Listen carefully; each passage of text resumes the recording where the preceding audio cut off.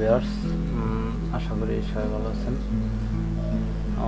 তো আমি আজকে আপনাদেরকে দেখাবো কিভাবে আপনার HTML responsive site map create করতে পারেন আপনার যে ব্লগস্পট সাইট আছে সেই সাইটের জন্য। তো খুব সহজে আপনি চাইলে HTML যে রেসপন্সিভ সাইট ম্যাপ আপনি তৈরি করতে পারেন আপনার ব্লগস্পট সাইটের জন্য। তো তার জন্য আপনার যা করতে হবে, আপনার আমার ভিডিওর ডিসক্রিপশনে এই লিঙ্কটা দেওয়া থাকবে, আপনি এই লিঙ্কটা ভিজিট করবেন। ভিজিট করার পর এরকম একটা স্ক্রিন আসবে।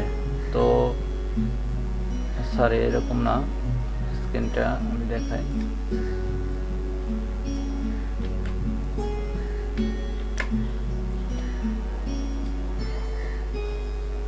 হ্যাঁ, এরকম একটা স্ক্রিন আসবে। আপনি এইটা ফুল স্ক্রিপ্টে আপনি কপি করবেন, ফাইলটা কপি করার পর আপনি এখানে আপনার ব্লগের সাইটের ভিতরে যাওয়ার পর আপনি একটা পেজ নেবেন, নিউ পেজ।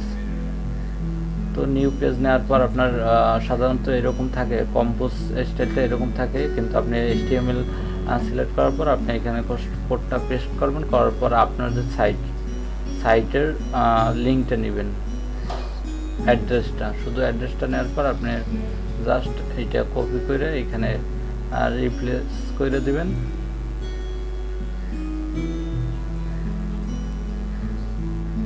হ্যাঁ, রিপ্লেস করে দিচ্ছি। তো এতটুকুই। রিপ্লেস করার পর আপনি অপশনে যাবেন, অপশনে যাওয়ার পর কমেন্ট যে অপশনটা, কমেন্টটা আপনি ডোন্ট অ্যালাউ করে দেবেন। আর এখানে এটা সাইট ম্যাপ নেম দিয়ে দেবেন।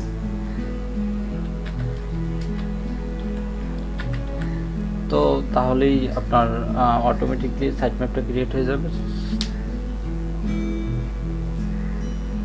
আসলে হ্যাঁ, আমি সাইট ম্যাপটা দেখাইতেছি। ভিউতে গেলে আপনার পেজটার এখানে দেখাবে সাইট ম্যাপটা। আসলে এটা আমার স্ক্রিপ্টে আমার না করা, আমি একটা সোর্সটা অন্য কোথাও থেকে নিয়েছি, এখানে কোনখান থেকে নেওয়া আছে লেখা আছে। তো আমি এটা করিনি, শুধু আমি দেখাইতেছি কীভাবে করতে হয়। আর আপনি যদি এই সাইট ম্যাপের অ্যাড্রেসটা গুগলে সাবমিট করেন, তো এই শুধু এইটুকু কপি করবেন, এই অ্যাড্রেসটু কপি করে আপনি সাইট ম্যাপটা গুগলে সাবমিট করে দেবেন। আর আপনার যদি ডাইরেক্ট পেজে মেনুতে বা আপনার ফুটারে যদি কোনোখানে সাইট ম্যাপের অ্যাড্রেসটা যোগ করতে চান, তো এইখানে সাইট ম্যাপ অ্যাড্রেসটা যোগ করা আছে, দেখেন। এখানে ক্লিক করলে হয়তো আসবে না, কারণ এটা আমি চেঞ্জ করছি।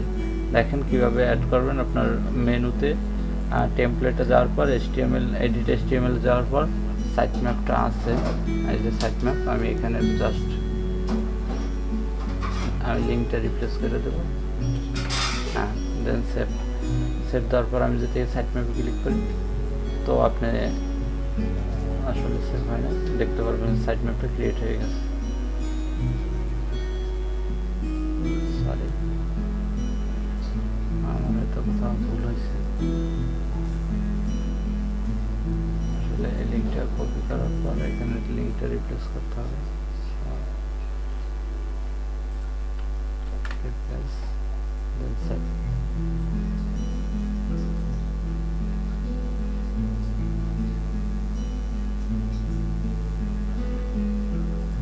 হ্যাঁ, দেখেন এখন যদি আমি